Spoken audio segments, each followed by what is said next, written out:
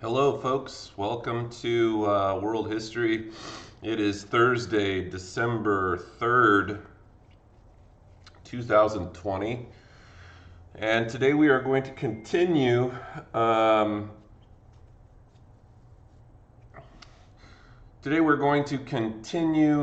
discussing World War I and the causes behind World War I specifically.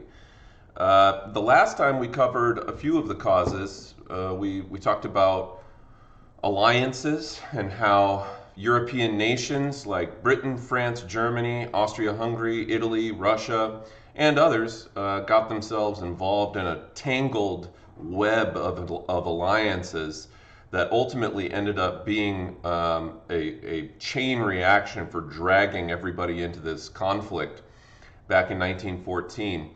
We also talked about militarism and how the Germans in particular were trying to compete with the British in terms of building up their navy.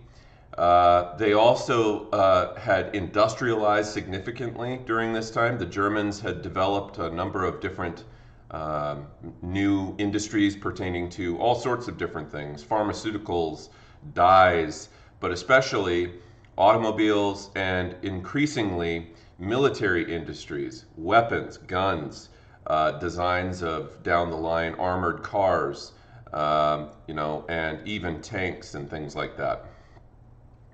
Then we talked about imperialism and how, which is a refresher on what we just learned about last unit, talking about how the fact that these nations were competing with one another to develop into the strongest empires on the globe had a lot to do with their competition for acquiring colonies overseas in Africa, in Asia, and other places. And there were a number of pretty close calls during the age of imperialism that nearly ended up in conflict between European nations because of Germany's antagonism. They were just really being very antagonizing. I always compared Germany to this kid Paul that I used to grow up with in my neighborhood, who no one really liked, but you kind of hung out with him anyway because he grew up around your block. And but he was just antagonizing, and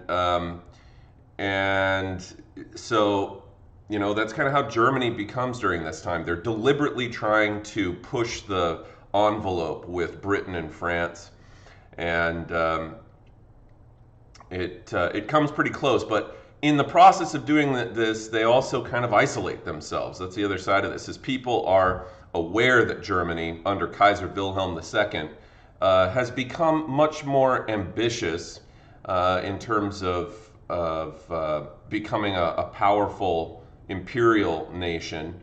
And then that brings us up to kind of where we left off, talking about these crises, the Moroccan crises, where German interference in Morocco, essentially resulted in Britain and France kind of being like, Germany, what's your problem? Like, what are you doing? You're going to cause a war, and this isn't your colony, so what's your vested interest in this? And the second Moroccan crisis happens in 1911, just 5 years after the first.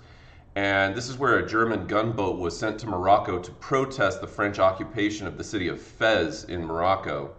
And Britain once again comes in and is like, Germany, what are you doing? You're going to cause a war here.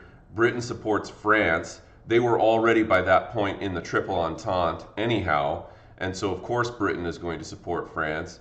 And some observers believe that this conflict would actually be the one that escalates into a world war, but Germany backs down after being given minor concessions in equatorial Africa, in other words, areas along the equator, particularly Togo, Cameroon, places like that. The next major cause that we're going to be looking at here in terms of causes, long-term causes of World War I, is going to be nationalism. Nationalism created a powder keg in the Balkans, and the Ottoman Empire, which became known as the sick man of Europe at this time, was receding from the Balkans. So when we talk about the Ottoman Empire, we're referring to, if you're looking at a map of Europe, this region down in here is the Ottoman Empire, all right? This is Greece, all right? This is Greece down here. Greece is already an independent nation, but the Ottoman Empire, previously, going back several hundred years in Europe, all the way back to the 14 and 1500s, the Ottoman Empire had really dominated all of these territories all the way right up to basically Austria, which is right here. Okay, we're right underneath the word big here is where the word Austria is.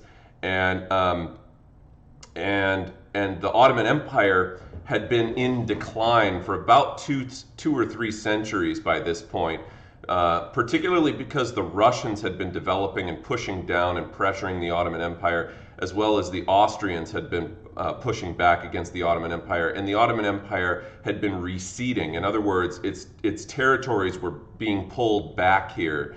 And as these territories that once used to be dominated, this region right here is known as the Balkans, okay?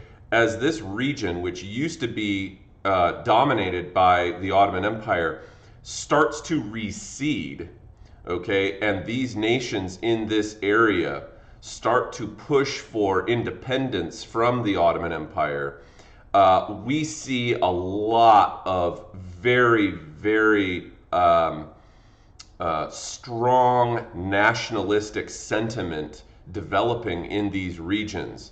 And the Balkans are an unusual area in Europe because they lag behind industrially, and because pretty much they're viewed as colonies within Europe, in a sense. The Ottoman Empire and Russia are both very eager to take over these territories the minute that the Ottoman Empire starts to lose its grip on these regions here in the Balkans. And you know, this part of the lecture may not be the most exciting part of the lecture, but it's absolutely vitally important to why World War I starts. It has everything to do with the Balkans.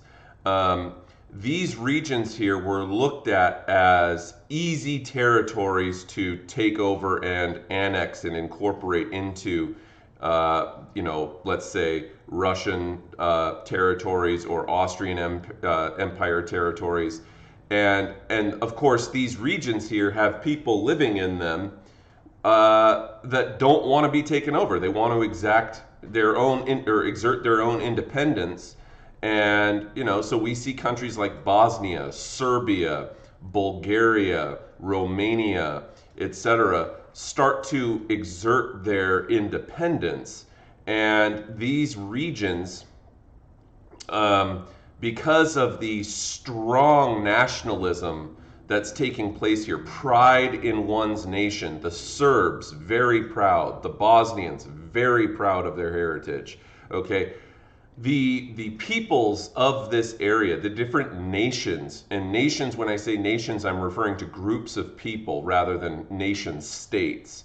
Okay, the different nations, meaning groups of people that live in these regions here, in terms of their ancestry, they have Slavic ancestry, just like the Russians are of Slavic descent. And because the languages are similar to one another, the religions are similar to one another, they both practice Eastern Orthodox Christianity, and those kinds of things. They have similar cultures.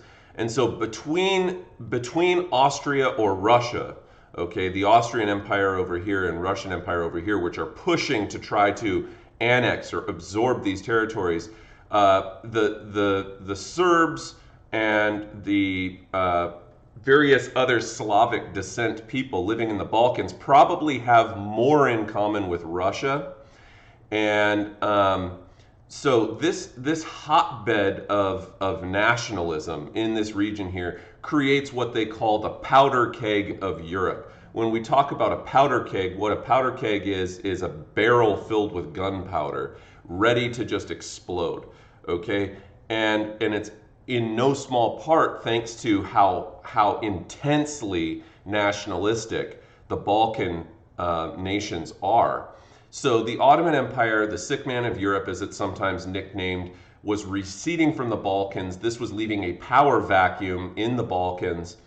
An idea starts to spread around known as Pan-Slavism, which was a nationalist movement to try to unite all Slavic peoples. And the Russians were in particular very pro-Pan-Slavism because this encouraged the Serbs, Bosnians, Slovenes, and Croats to seek a single political entity in Southern Europe. In other words, to create a single nationalistic Slavic state. And as the Southern Slavs' big brother to the east, Russia focused on Balkan territories in the Austro-Hungarian and Ottoman empires after its humiliating loss in the Russo-Japanese War, which we talked about at the very tail end of the last unit. If you'll recall, Russia had been trying to move east and establish a warm water port on the far eastern coast of Asia, where the Russian territories meet the territories of northern China, Korea, those areas there. And when they get defeated by the Japanese, they refocus their efforts on trying to acquire more territories in the west, over here in the Balkans, in these regions here. And the Slavic people were very reliant on the alliance it maybe not formal alliance, but the similar cultures of Russia. The Balkans, the people of the Balkans living in Serbia, Bosnia, places like that, are kind of okay with having their big brother Russia looking out for them and perhaps even aiming to absorb them into Russia. So anyhow, this idea of Pan-Slavism creates a number of incidences incidents in the Balkans that ultimately culminate in World War I breaking out. So one of these crises that takes place in Europe, in the Balkans, is known as the First Balkan Crisis. And again, when I say Balkans, okay, again, I'm just referring generically to this region of Southeast Europe. It's easy to get the Balkans down here confused with the Baltic states, which are up here. Okay, this is the Baltic Sea up here. All right, and the Baltic states would be these ones up here, but the Balkans are down here in the south. So the First Balkan Crisis, otherwise known as the Bosnian Crisis, there was a group of extremely nationalistic Bosnians, and they were led by a guy by the name of, excuse me, I misspoke. There's an extremely nationalistic group of Turks, okay, not Bosnians, Turks. And the Turks, aka the Ottoman Empire, which is where Turkey is today, the Turks were led by a guy named Mustafa Kemal, who gets the nickname Ataturk. And he set up a parliamentary government in the Ottoman Empire. And the Young Turks were somewhat politically progressive in their attempt to modernize the Ottoman Empire, but the Ottoman Empire by this point was already so weak comparative to how it was back in the 1500s. You know, they're going to have a difficult time reestablishing their dominance in the Balkans, where their grip on those territories is already loosened. And the regime kind of seemed weak to other European powers, even though they're trying to, you know, kind of reinvigorate the Ottoman Empire.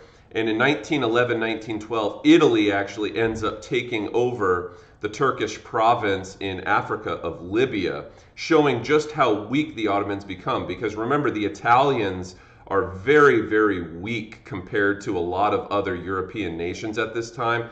And if the Italians are able to defeat the Turks in one of their colonies, it doesn't speak well of the power of the Turks if Italy is able to beat them, because Italy is relatively under-industrialized, underdeveloped.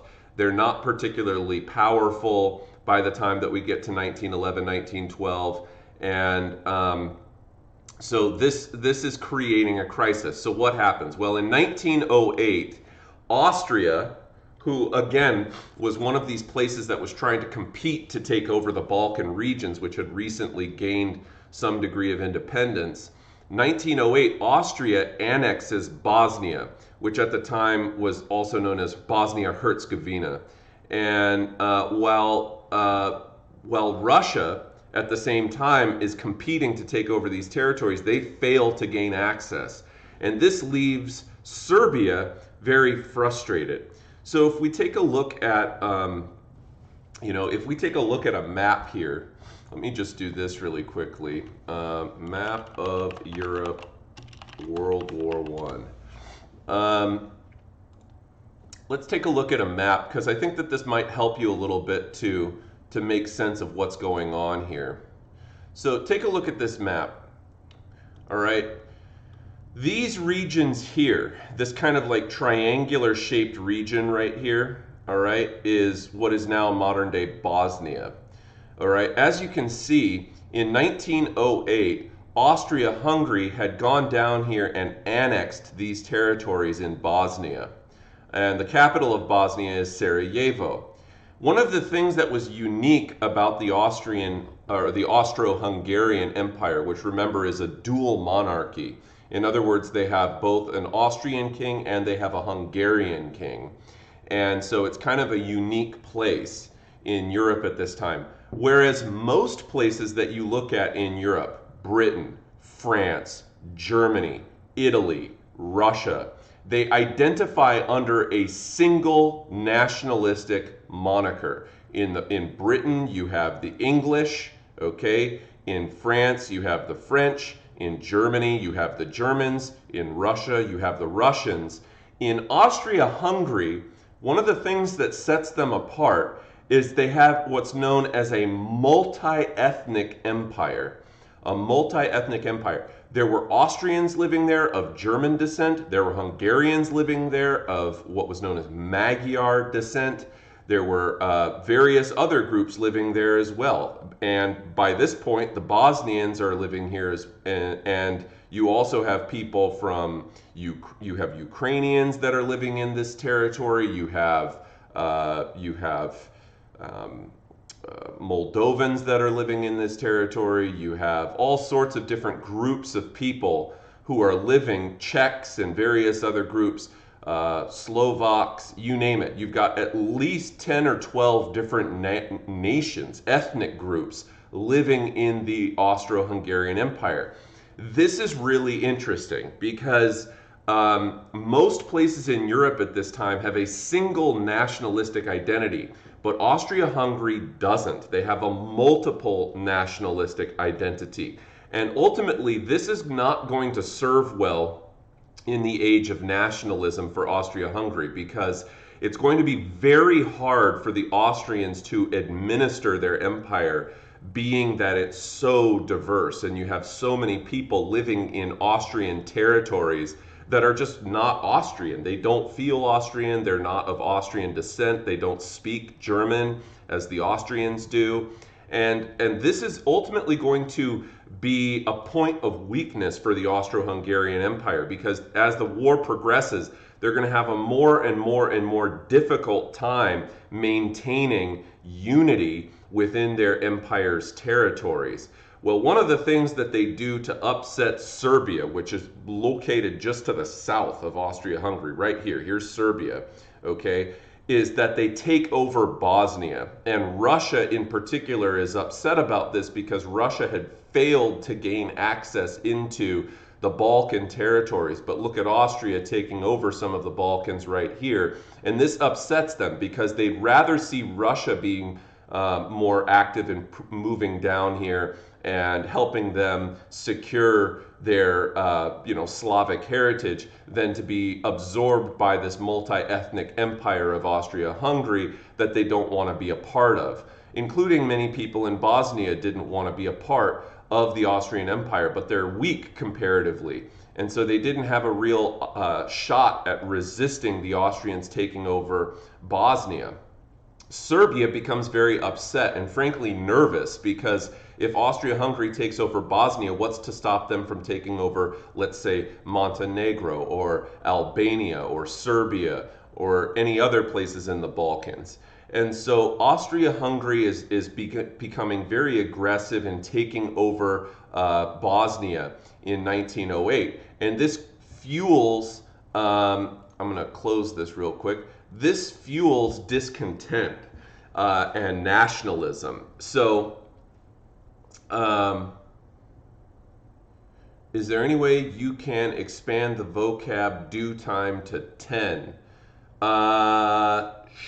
Sure, I can do that. I'll do it in a minute here. I'm not going to do it right this second. War was averted during the First Balkan Crisis because Russia was not yet willing to go to war, and France, who was allied with Russia by this point, is not willing to enter into a war with Russia to fight over the Balkans. France, all the way over here, okay, has nothing to gain by entering into a conflict over the Balkans over here. There's nothing that France is going to get out of that. And so France pressures Russia not to become hostile and start aggressing some sort of conflict with the Austrian Empire down here. And so there's a guy named Enver Pasha on the left, Ataturk on the right. They're the two opposing political factions of the Ottoman Empire. They do not get along with one another.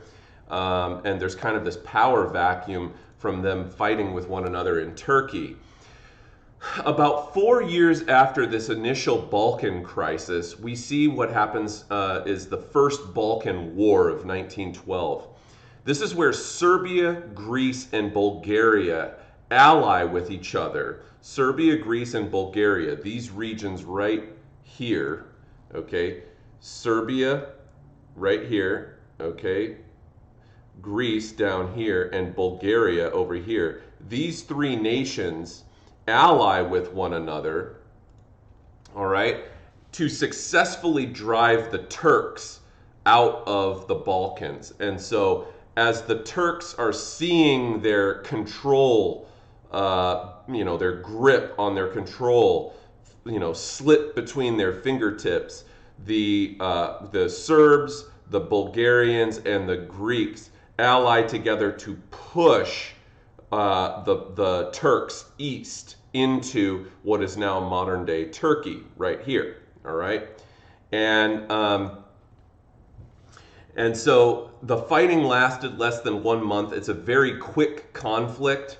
And most of the formerly Ottoman Balkan territories were now divided up among the Balkan states.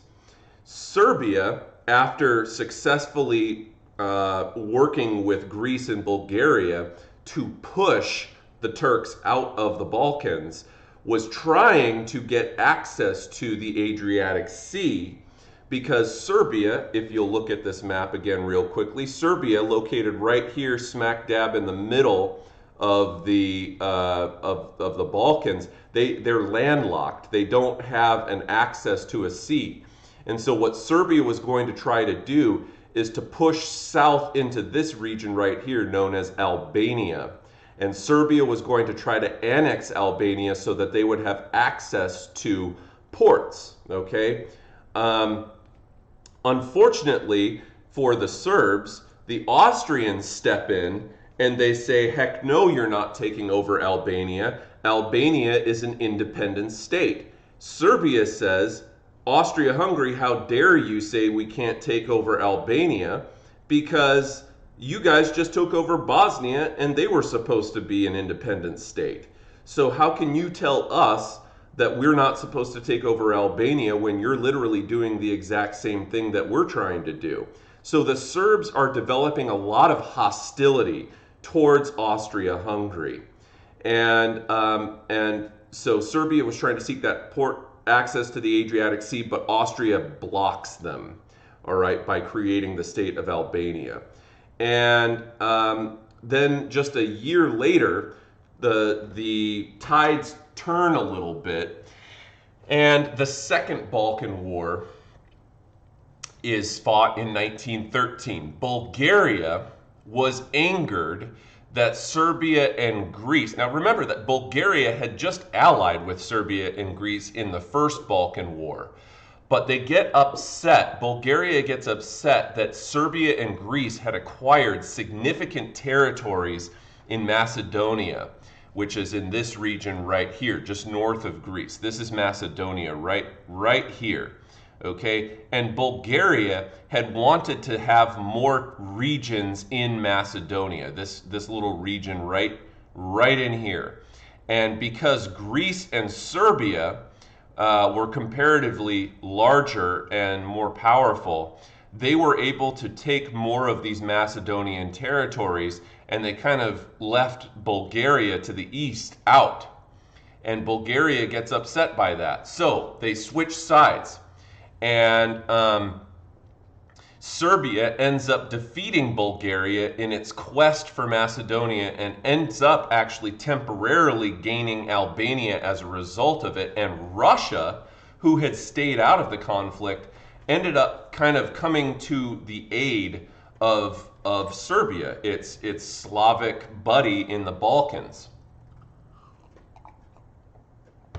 So, if we take a look at a map here, this is a very zoomed in map, all right?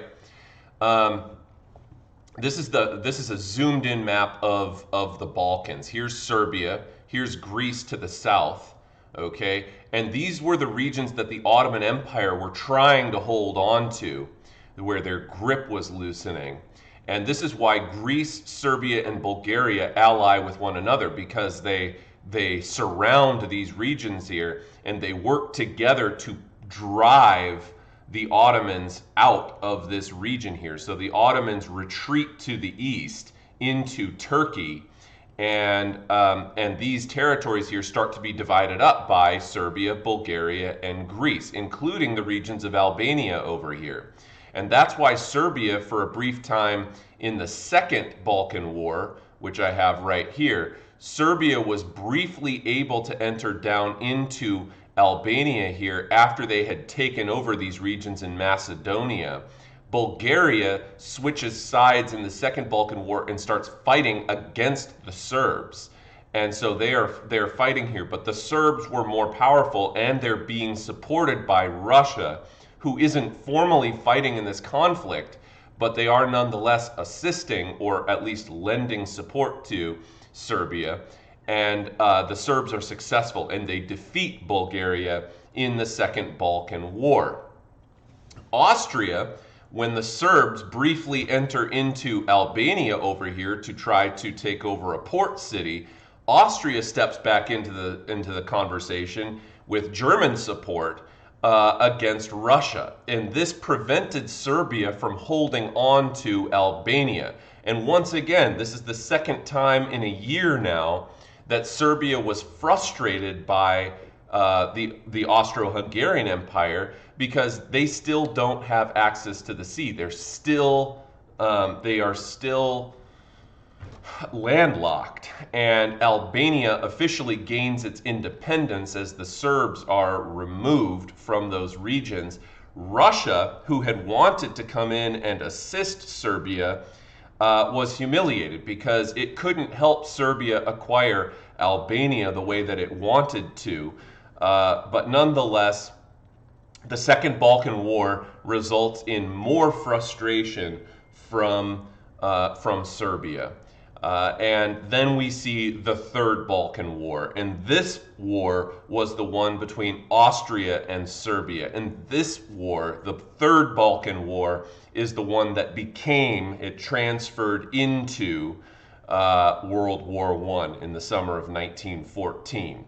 But you can see here that these nationalistic tendencies of particularly Serbia, who was trying to grow and exert its independence while taking over Albania and other places like that, when they get stopped from successfully being able to take over Albania because of the Austro-Hungarians interfering, they grow increasingly nationalistic and hostile towards Austria-Hungary. And this is what ultimately culminates in World War I. So that covers, as terms of mania, militarism, alliances, nationalism is the one we just covered. Imperialism, we covered last class. The last A that we have to talk about in the term mania, describing the causes of World War I, is assassination. And on June 28th, 1914, the Archduke Franz Ferdinand, who was the heir to the Austro-Hungarian throne, he takes a trip down to Bosnia, which was only recently, several years earlier, acquired by Austria-Hungary. And so if we go back to looking at this map here, actually let me go up and look at this map right here so you guys can see it a little easier. These regions here are the ones that I'm talking about. This is Bosnia, which has already by this point been taken over by Austria-Hungary. In order to have kind of a friendly, peaceful relationship, the heir to the Austro-Hungarian throne, Archduke Franz Ferdinand, takes a trip from the central regions of Austria down to Sarajevo, which was the major city in Bosnia. And Sarajevo is a small town at this time. It has a small river that runs through it, and they have a parade along the main street. So the Archduke, the heir to the throne, comes down here as kind of a meet and greet sort of a parade, public relations sort of a thing. And it's just meant to be like a, hey, I'm the heir to the Austro-Hungarian throne. I'm kind of a big deal. I just want to, wave, shake hands, kiss a few babies, that kind of thing. Make a good impression on the Bosnian people. And so there's this parade. And the Archduke, Franz Ferdinand, that's what he looks like, he comes down to Sarajevo and has this parade. Meanwhile, unbeknownst to him, his wife, and everyone at this time, there was a secret group of ultra-nationalistic Serbs known as the Black Hand. The Black Hand. And they were essentially an assassins guild. And they plan or plot a secret attempt to assassinate the Archduke. So there's about 5 Serbs who are in Bosnia, okay, and they have this plot to kill Archduke Franz Ferdinand. Now, let's talk a little bit about how this plot unfolds, because it does not go to plan the way that they thought that it would. In fact, let me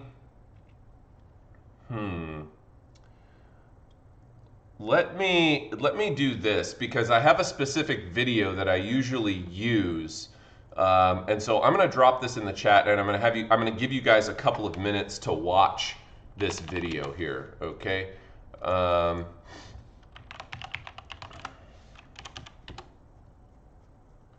right.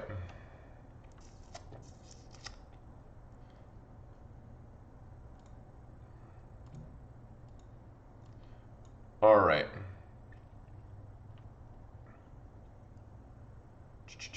Let's do this. Copy video link. This is going to take a little bit of time for you to watch today, but I want to show you this video. So I'm going to drop this in the chat, and I'm actually going to set a timer right now for 17 minutes. I'm going to have this playing here on my own screen. I'm going to mute it because I already know the story. But I'm going to send this link to you guys. I'd like you to take the time in class, as we're still lecturing here right now. I'm still going to be here, but I'm going to turn my sound off so that you can hear the video. And then in 17 minutes after you get done watching this, we're going to come back and we're going to talk about it. So watch that right now. Here we go.